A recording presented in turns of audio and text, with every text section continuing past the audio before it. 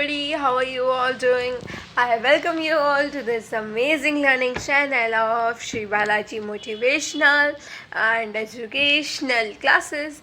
And today again we are going to start with reading NCERT of Physics Class 12th Chapter 1. आज हम करने वाले हैं physics class 12th chapter 1 की NCERT reading, जो कि हमने लास्ट 2 लेक्चर से कंटिन्यू कर रखी है। यानी कि उन लेक्चर्स का नाम है NCERT रीडिंग 1, NCERT रीडिंग 2। वो 2 पार्ट हमने कर लिए। This is the third part that we are going to start today, and इस पार्ट में we are going to start with 1.4 charging by induction. Okay, because हमने वहाँ से यही पार्ट छोड़ दिया था लास्ट लेक्चर में। Okay, so without wasting any time, let's get started. So 1.4 में क्या दे रखा है हमें? Charging by induction. Charging by induction का क्या मतलब है, ये हमने पहले लेक्चर्स में देख लिया था, जो कि हमने वाइट बोर्ड पे समझा था।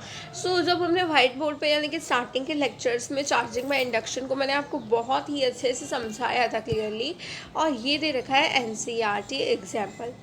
सो इस एग्जाम्पल में क्या दे रखा है कि यहाँ पर ये 2 A and B metallic spheres हैं, जो कि इंसुलेटेड स्टैंड से। यहाँ पर देखो फर्स्ट में क्या दे रखा है कि 2 स्फीयर्स हैं A and B, they are 2 metallic spheres, जो कि ये जो इंसुलेटेड स्टैंड से कनेक्टेड है। ठीक है, इंसुलेटेड स्टैंड से कनेक्टेड है। देन क्या किया हमने, दोनों स्फीयर्स हैं दे आर न्यूट्रल। हम उनके पास ले आए हम एक रॉड। ठीक है, ये जब आप पूरा पैरा रीड अभी मैं आपको करके दिखाऊंगी, अभी आपको समझाऊंगी इस पैरा से, बट सबसे पहले हम डायग्राम से समझ लेते हैं। तो जैसे पहले तो हमने ये कर दिया कि सिंपली वो रखे हैं, एक दूसरे के टच में रखे हैं, या फिर वो सिंपल न्यूट्रल है इंसुलेटेड स्टैंड पर रखे हैं। डन। ठीक है, सेकेंड में क्या किया कि एक पॉजिटिवली चार्ज रॉड उसके पास ला कर रखी थी, और जो कि ए स्फीयर के पास ला कर रखी थी।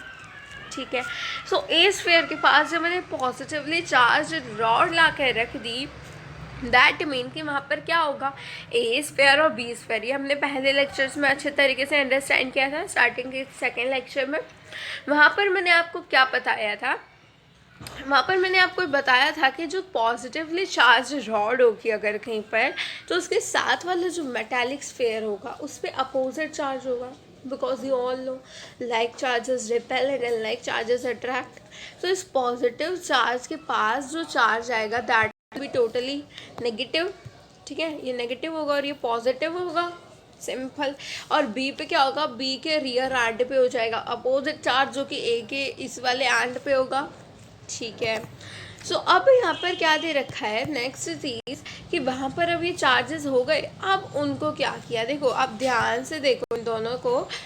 तो यहाँ पर बिल्कुल भी डिस्टेंस नहीं इन दोनों के बीच में, बट कुछ थोड़ा सा डिस्टेंस डाल दिया, थोड़े से डिस्टेंस इनको सेपरेट कर दिया।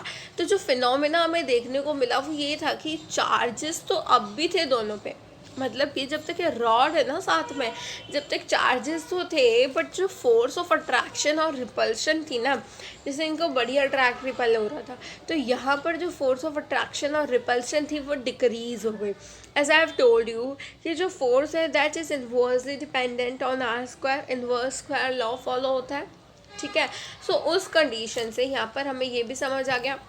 नाउ वो 4th एंड 5th क्या कहना चाह रहे हैं। अब हमने हटा दिया रॉड को, तो जब रॉड को हटा दिया तो कुछ इस तरीके से हमें देखने को मिला। ठीक है, जब हमने रॉड को हटा दिया तो कुछ इस तरीके का फिनोमेना क्यों देखने को मिला, बिकॉज अगर आप यहाँ पर ध्यान से देखो तो यहाँ पर नेगेटिव चार्ज था और यहाँ पर पॉजिटिव। ठीक है, तो यहाँ नेगेटिव यहाँ पॉजिटिव था, बट अब रॉड की वजह से ये वाला चार्ज इस वाले एंड पे रुका हुआ था, है ना, रॉड की वजह से ये वाले एंड पे वाला चार्ज रुका हुआ था। बट अगर अब मैंने यहाँ से रॉड को कर दिया रिमूव, यहाँ पर अब यहाँ पर कोई भी positive negatively charge, no rod there is. तो वहाँ पर जब कोई रॉड नहीं होगी तो क्या होगा, वहाँ पर जो उसके साथ वाला जो स्फेयर होगा उस पर चार्ज तो वही रहेगा, मतलब चार्ज तो हमने जो पहले रख दिया वही रहेगा, बट अब वो जैसे ये अट्रैक्शन रिपल्शन होती है तो वो अपने एक दूसरे के पास आ जाएंगे, है ना। तो एक दूसरे के पास आ गए यहाँ पे, ठीक है।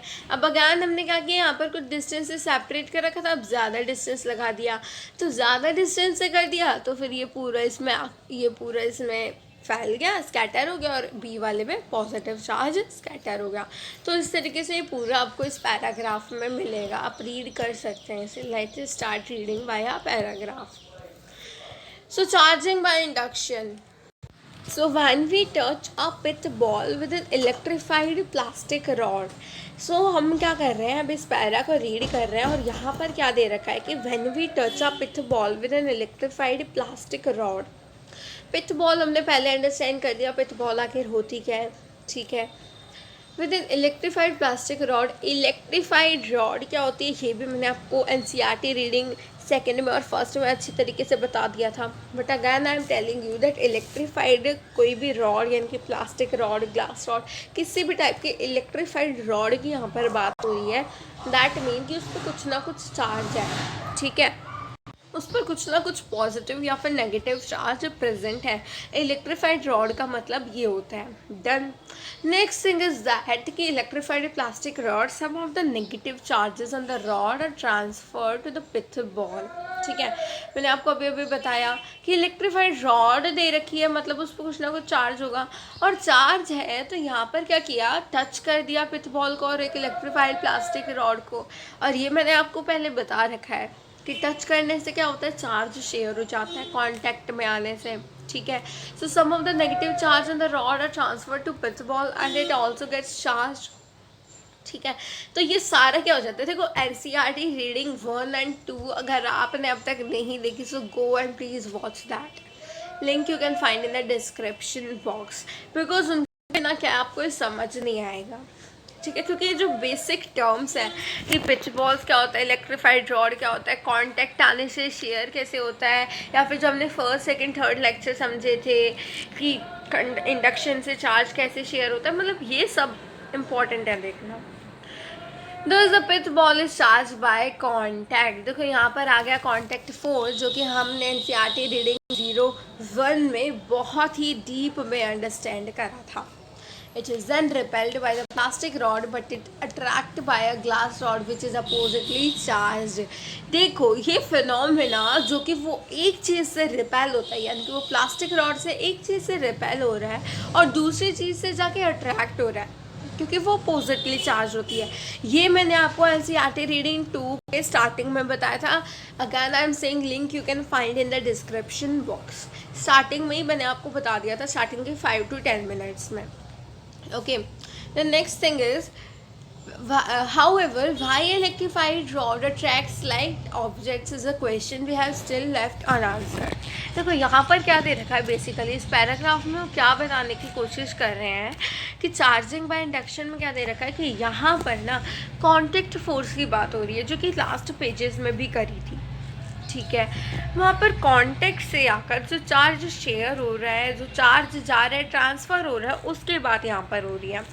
और जैसे कि कॉम्ब वाला एक्सपेरिमेंट या फिर स्केल वाला एक्सपेरिमेंट आपने किया होगा, जब कॉम्ब को हेयर्स पे, ड्राई हेयर्स पे रब करते हैं और जब उनसे लाइट, जैसे कि छोटे छोटे पीसेस जब हम पेजेस के कर लेते हैं और उस कॉम्ब को जाकर या फिर उस स्केल को जाकर उसके पास लाते हैं, तो फिर वो सारे पीसेस क्या करते हैं, ऊपर उछलने लगते हैं, यानी कि they want to attract that, वो उस पर जाकर चिपकना चाहते हैं। और अगर आपको रिमेंबर, इफ़ यू रिमेंबर, एक आध पीस तो चिपक भी जाता है ना, जाकर उस पर स्टिक हो जाते हैं। ओके, सो यही वो बात यहाँ पर बताने चाह रहे हैं कि इलेक्ट्रीफाइड रॉड अट्रैक्ट क्या कर देती है, लाइट ऑब्जेक्ट्स को। तो ऐसा क्यों होता है, ये एक अब भी ऐसा क्वेश्चन है जो कि अब तक हमने आंसर नहीं किया। सो इसका मैकेनिज़्म तो हम थोड़ा लेटर स्टडीज़ में करेंगे, बट अभी हम क्या कर रहे हैं, एक और एक्सपेरिमेंट करके देखते हैं। उस एक्सपेरिमेंट से, जो कि मैंने आपको अभी अभी समझा दिया, उस एक्सपेरिमेंट को हम रीड करेंगे, समझेंगे अगेन, और फिर उससे इलस्ट्रेशन लेने की कोशिश करेंगे। Next is experiment is here. Bring two metal spheres A and B supported on insulated stands in contact is shown in figure 1. ठीक है, हमें क्या लेना है, 2 मेटल स्फीयर्स A और B supported on insulating stands, ठीक है। ये जो मैंने आपको दिखाए थे वही वाले मेटालिक स्फीयर्स यहाँ पर वही हैं जो हमने अभी थोड़ी देर पहले पढ़े थे, ठीक है। Next is bring a positively charge rod near one end of the sphere से ए। किसी भी स्फीयर के एक पास ला सकते हो, जैसे यहाँ पर ए दे रखा तो हमें ए की बात कर ली, ठीक है। किसी भी स्फीयर के पास आप ले आओ, अगर बी के पास लेकर जाते तो बी पर नेगेटिव चार्ज हो जाता, ए पर पॉजिटिव चार्ज हो जाता। Okay, so next is the free electrons in the spheres are attracted towards the rod, ठीक है। This leaves in excess of positive charge of the metal spheres and can not escape. देखो totally वो जाकर road पे नहीं चिपक सकते, but ये तो वो उसके पास आ सकते हैं, ठीक है।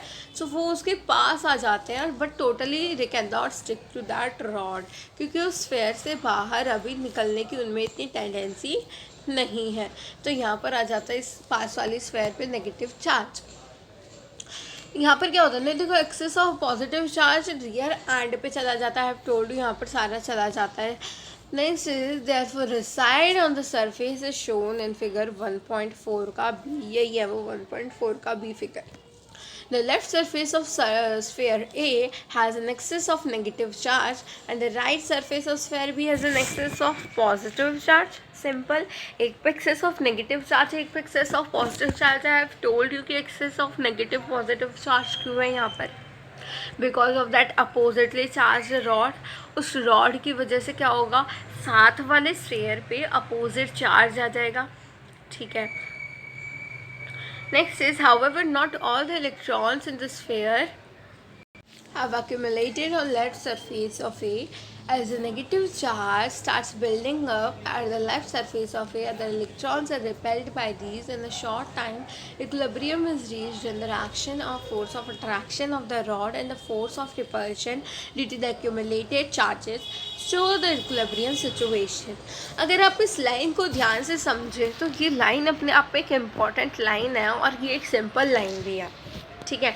इम्पॉर्टेंट इस तरीके से है कि वहाँ पर ये बताया जा रहा है कि अगर मैं इसको जूम करूँ, देखो यहाँ ए स्फीयर पे ना सारे electrons, only the electrons present नहीं है, ओनली यानी कि all electrons are not present, all electrons are not present, सारे इलेक्ट्रॉन्स यहाँ पर प्रेजेंट नहीं है। बट यहाँ पर नेगेटिव चार्ज भी है, यहाँ नेगेटिव चार्ज है बट सारे इलेक्ट्रॉन्स प्रेजेंट नहीं है। ऐसा इसलिए है क्योंकि थोड़ी देर में जब और ज़्यादा इलेक्ट्रॉन्स आकर यहाँ फिट होना चाहेंगे तो यहाँ पर इनके बीच में क्या होगा, फोर्स ऑफ रिपल्शन होगा, FOR, ठीक है। फोर्स ऑफ रिपल्शन एक्सपीरियंस करेंगे और यहाँ पर भी ऐसा ही होगा, जब सारे पॉजिटिव आकर फिट होना चाहेंगे तो फोर्स ऑफ रिपल्शन एक्सपीरियंस करेंगे।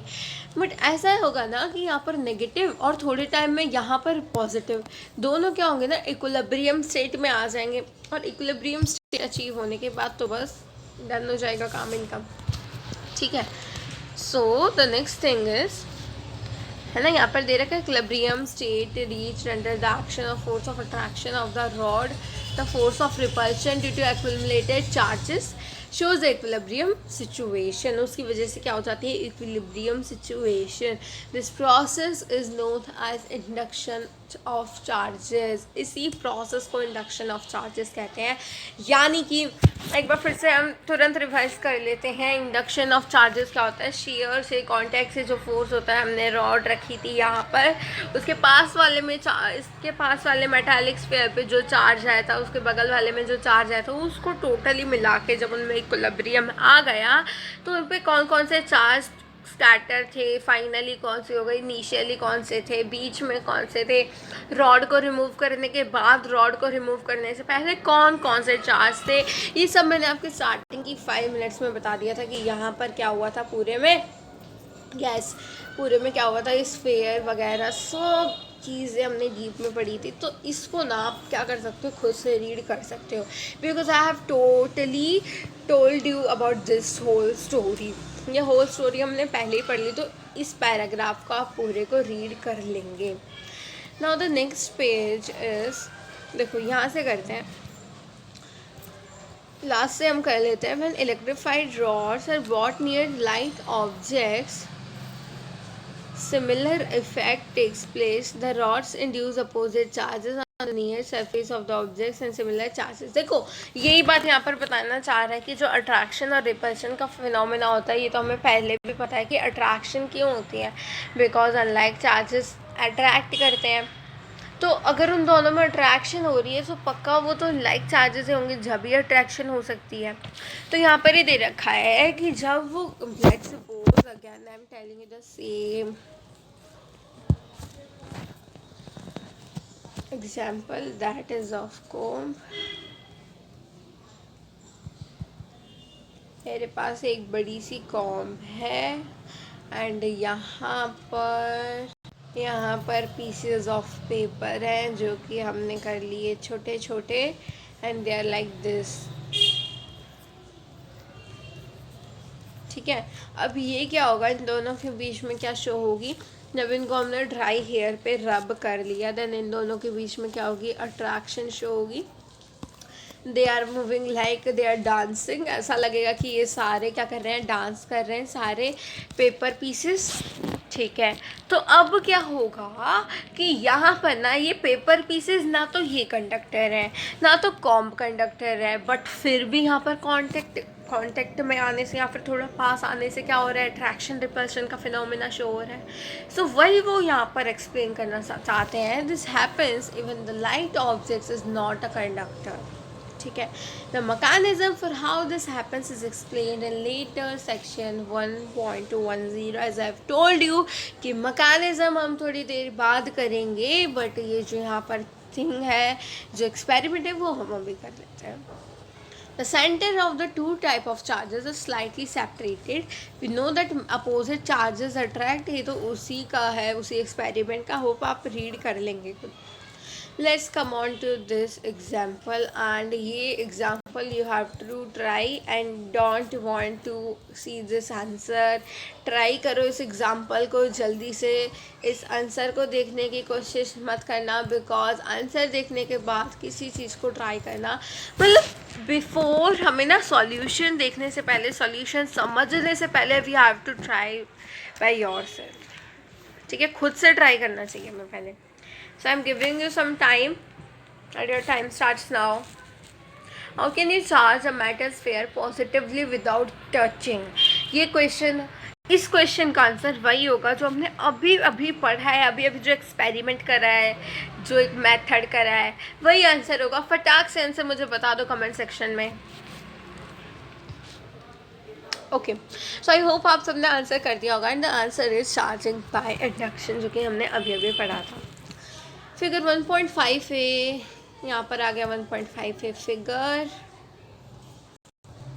ठीक है, यह फिगर 1.5 है, shows an uncharged metallic sphere on an insulated stand, bring a negatively charged rod. Simple सी बात है, देखो हमें क्या करना है, बिना टच किए बिना कुछ करे हमें करना है उस पर पॉजिटिव चार्ज, तो नेगेटिव चार्ज रॉड पास में ले आएंगे, तो उस पर क्या हो जाएगा, सारा पॉजिटिव चार्ज एक जगह एक्यूमुलेट हो जाएगा और नेगेटिव चार्ज एक जगह एक्यूमुलेट हो जाएगा। और इस कंडीशन में अब हम क्या करेंगे, अर्थिंग वी विल डू, ये मैंने आपको सेकंड लेक्चर में बहुत ही अच्छे से समझाया था, अर्थिंग करेंगे। जो अर्थिंग से भी तो हम चार्ज डेवलप कर सकते हैं, तो अर्थिंग वाला मेथड यूज़ करेंगे। रॉड हो जाएगी नेगेटिवली चार्ज, उसके पास आ जाएंगे सारे पॉजिटिव चार्ज एक्यूमुलेट हो जाएंगे, और उसके बाद जो उसके दूसरे एंड पे, रियर एंड पे जो जितने भी नेगेटिव चार्जेस एक्यूमुलेट होंगे उनको जाकर हम अर्थिंग से कनेक्ट कर देंगे, दैट मीन अर्थ से कनेक्ट कर देंगे, और वो अर्थिंग के प्रोसेस से सारे नेगेटिव चार्जेस अर्थ में चले जाएंगे and the sphere will be total of positive charges. Okay, so ये इसका एक सिंपल सा आंसर था। You can even read this. Bring a negatively charged rod close to the metallic sphere as shown in figure. As the rod is brought close to the sphere, the free electrons in the spheres move away due to repulsion, है ना, repulsion की वजह से, and start piling up at the farther end.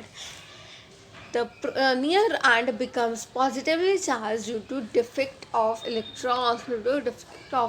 This process of charge distribution stops when the net force on electron inside the metal is 0. ठीक है, connect the sphere to the ground, ground से connect किया, मतलब कि हम क्या करेंगे, यहाँ पर अर्थिंग, देखो यहाँ पर दे रखा है ग्राउंड से कनेक्ट कर दिया सी वाले पार्ट में।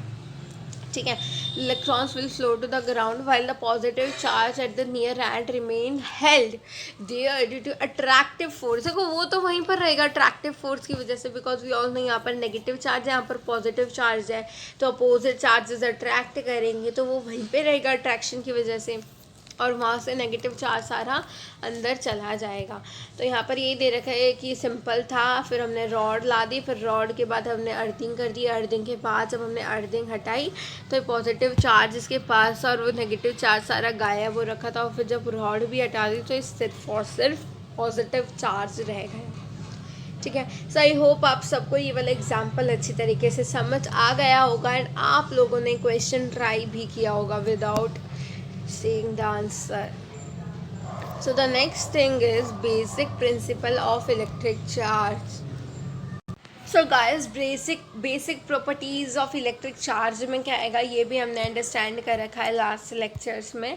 इसमें क्या होगा कि यहाँ पर हम पढ़ेंगे सारी प्रॉपर्टीज़ जो कि इलेक्ट्रिक चार्ज की होती है बेसिक, यानी कि additivity of charge, conservation of charge, quantization of charge and these all.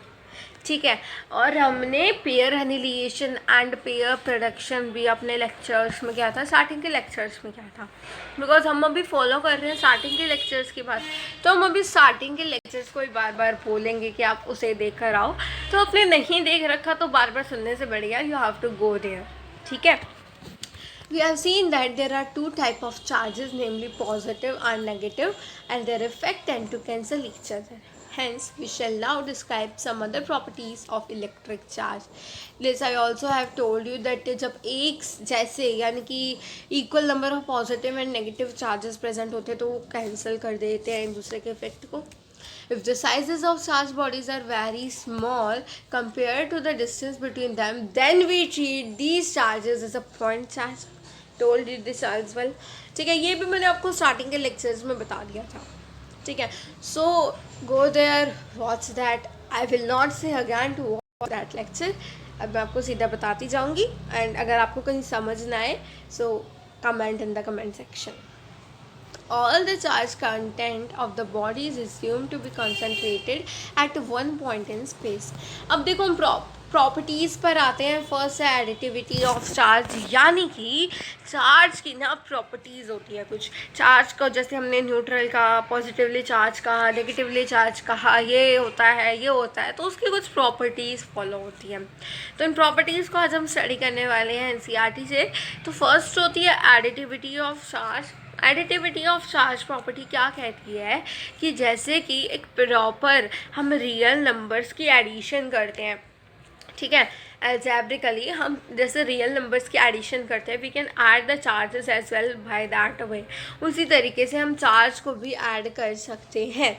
ठीक है. जैसे हम 1 + 2 + 3 + 4 सिंपली कर देते हैं ना, जितने भी नंबर्स हो, जैसे 5, 8, 10, 12, इनका अगर हमें सम लेना है तो 5 + 8 + 10 + 12 simple.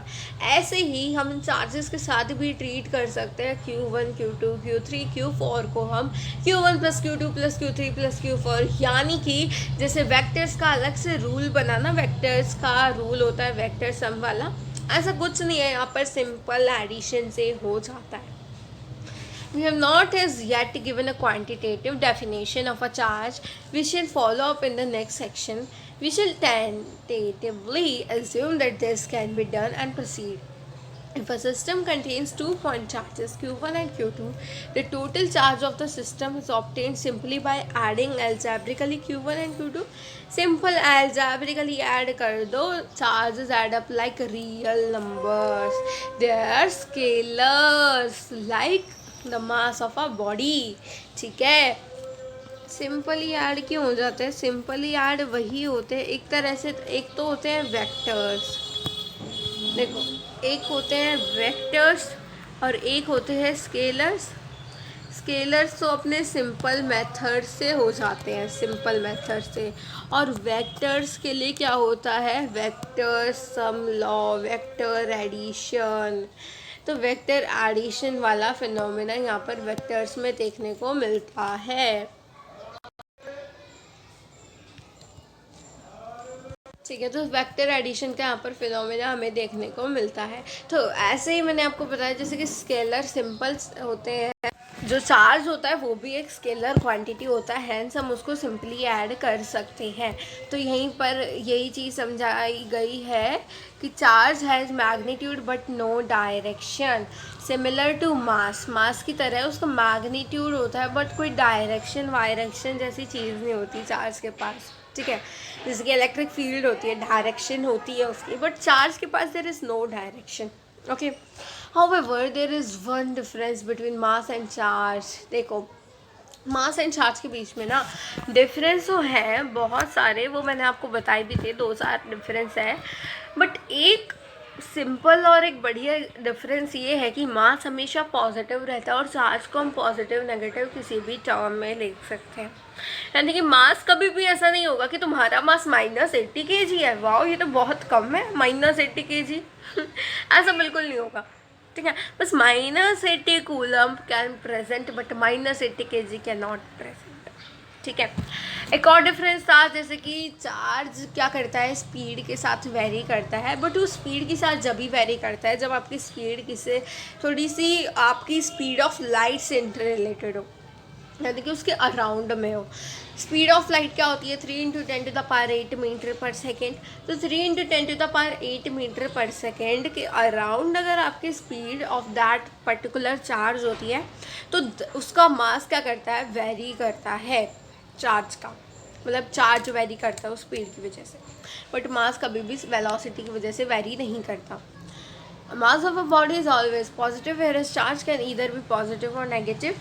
Proper signs have to be used while adding the charge in a system. For example, the total charge of a system containing 5 charges +1 +2 -3 +4 and -5 in some arbitrary unit +1 +2 -3 +4 -5 is equal to -1 in the same unit.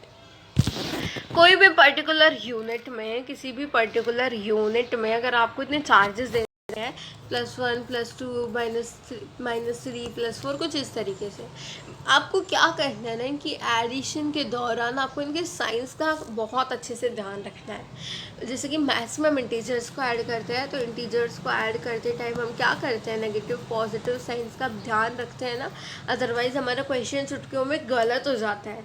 तो उस चुटकियों में गलत करने के डर की वजह से हम बहुत ही अच्छे से ध्यान रखते थे इंटीजर वाले चैप्टर में, बहुत पहले जो हमने 7th में पढ़ा था, 6th-7th में। तो ऐसे ही हमें यहाँ पर भी अगेन ध्यान रखना है सारे चार्जेस का। नेक्स्ट है charge is conserved. We have already hinted to the fact that when the bodies are charged by rubbing, there is transfer of electrons from one body to other. No new charge are either created or destroyed. A picture of particles of electric charge enables us to understand the idea of conservation of charge. ये line क्या कहना चाह रही है कि जब हम rubbing वाली सिचुएशन में कर रहे थे, यानी कि चार्ज बाय रबिंग, कॉन्टैक्ट से जो चार्ज होता है, ठीक है, जब मैंने आपको एक्सप्लेन किया था तो मैंने आपको बताया था कि दोनों स्फीयर्स पर इक्वल चार्ज प्रेजेंट होगा, यानी कि इस पर -3 न्यूक्लियम है तो दूसरे वाले पे +3 न्यूक्लियम होगा, कुछ इस तरीके से मैंने आपको बताया था अच्छे से। तो वो इक्वल एंड अपोजिट चार्ज इसलिए प्रेजेंट होता है बिकॉज चार्ज इज कंजर्व्ड, वो इस वाली प्रॉपर्टी की वजह से प्रेजेंट होते हैं। वहाँ पर ट्रांसफ़र ऑफ इलेक्ट्रॉन्स होता है, एक बॉडी से दूसरी बॉडी में ट्रांसफ़र चलता रहता है, बट ना तो चार्ज बनता है और ना ही चार्ज डिस्ट्रॉय होता है, ठीक है। when we rub two bodies that what one body gains, देखो when we rub two bodies what one body gains in charge the other body loses. देखो अब जैसे हमने बताया अब तक कि एक पर पॉजिटिव है तो दूसरे पे उतना ही नेगेटिव होगा, बट ऐसा कैसे, इसका मतलब जैसे कि अगर एक बॉडी गेन करती है तो दूसरी बॉडी लूज़ करेगी, सिंपल।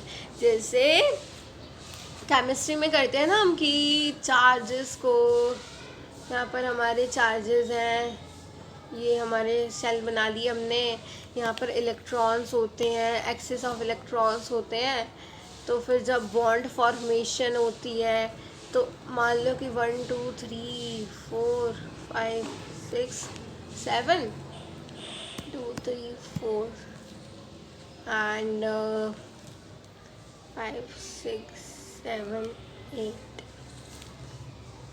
ठीक है, तो यहाँ पर क्या हो रहा है, लेट्स सपोज यहाँ पर, तो यहाँ पर ये चार्जेस प्रेजेंट है 1 2 3 4 5 6 7 एंड यहाँ पर इसमें 7 है एंड यहाँ पर क्या है 3 4, सॉरी फर्स्ट में तो 2 निकल सकता है ना, तो 1 2 एंड 1। फर्स्ट वाला कुछ इस तरीके से है एंड इसमें कुछ इस तरीके से चार्जेस प्रेजेंट हैं। तो अगर मुझे यहाँ पर इलेक्ट्रिकल स्टेबिलिटी यानी कि इन दोनों का बॉन्ड फॉर्मेशन कराना है, तो इस वाले के पास एक एक्स्ट्रा इलेक्ट्रॉन है और इस वाले के लास्ट सबशेल में अगर हम देखें, लास्ट शेल में अगर हम देखें तो एक इलेक्ट्रॉन की कमी है। तो वो एक इलेक्ट्रॉन की कमी अगर मैं इस वाले चार्ज को उठाकर यहाँ फिट कर देती हूँ और यहाँ से रिमूव कर देती हूँ फुल्ली तरीके से, यहाँ से अगर मैंने रिमूव कर दिया ऐसे, तो क्या होगा, ये दोनों ही क्या होंगे, यस दोनों ही स्टेबल हो जाएंगे। यहाँ पर क्या हो जाएगी, बॉन्ड फॉर्मेशन हो जाएगी। ठीक है, तो ये क्या कह रहा है कि अगर एक बॉडी लूज़ करती है तो दूसरी बॉडी गेन करती है ना। यहाँ से समझ आ गया आपको। तो if one body loses the other body gains. Simple. Within an isolated system consisting of many charged bodies, due to interaction among the bodies, charge may get redistributed, but it is found that total charge of isolated system is always conserved. Isolated system में कोई भी phenomena, कोई भी चीज़ हो जाए, उसमें redistributed हो जाता है चार्ज, यानी कि कभी +5, कभी +5, कभी +7 -2, कभी +8 -3, कुछ इस तरीके से वो रीडिस्ट्रीब्यूट हो जाता है, बट रहता कांस्टेंट कंजर्व्ड ही है। Conservation of charge has been established experimentally. It is not possible to create or destroy net charge carried by any isolated system, although the charge carrying particle may be created or destroyed in a process. Simple. कि हम destroy किस चीज़ को नहीं कर सकते, yes हम destroy हम उसके नेट चार्ज को ना तो बना सकते हैं ना तो डिस्ट्रॉय कर सकते हैं, बट हम उसको आइसोलेटेडली ट्रांसफ़र वगैरह कर सकते हैं एक तरह से। Sometime nature create charged particles, a neutron turns into a proton, electron, the proton and electron thus created have equal and opposite charge and the total charge। ये चीज़ आपको यहाँ पर दे रखी है ना, ये वाली last line, sometimes nature creates this and this all, इसी की जो फिनोमेना होते हैं इसी के होते हैं वो जो हम पढ़ते हैं pair production and pair annihilation. जैसे उन्होंने कहा ना कि न्यूट्रॉन अगर ब्रेकअप होता है पूरा एटम, तो फिर क्या होता है, वहाँ पर दोनों इलेक्ट्रॉन और प्रोटॉन दोनों बनते हैं। वहाँ पर हमेशा क्या करते हैं, पेयर में फॉर्मेशन होता है। पेयर में फॉर्मेशन इसलिए होता है ताकि वो एक दूसरे के इफेक्ट को टोटली कैंसिल भी कर सके और एक तरह से फॉर्मेशन भी हो जाए। इसीलिए हमेशा पेयर में ही प्रोडक्शन होगा, पेयर में ही उनका मतलब बॉन्ड वगैरह टूटेगा, एनिहिलेशन होगा, उनमें ब्रेक होएगा। ठीक है, next is quantization of charge. Quantization of charge is saying experimentally it is established that all free charges are integral multiple of a basic unit charge denoted by E. The charge Q on a body is always given by Q is equals to N. Explained you in the second lecture, sorry, explained in the first lecture. So quantization of charge में था इतना ही, मतलब कि basically क्या होता है ना कि एक इंटीग्रल मल्टीपल ई इलेक्ट्रॉन का चार्ज होता है, जिसकी वजह से वो यहाँ पर क्या करता है, एक इंटीग्रल मल्टीपल ई होता है जो कि प्रेजेंट होता है, यानी कि इंटीग्रल मल्टीपल ई का ही चार्ज, ई क्या है यहाँ पर, इलेक्ट्रॉन का ही चार्ज होगा, जो कि integral multiple in the sense 1 2 3 4 integer से मल्टीप्लाई करेंगे 1 2 3 4, नॉट लाइक 1.5 2.1 इस तरीके से नहीं, 1 into charge of electron 2 into charge of electron ऐसे प्रेजेंट होते हैं।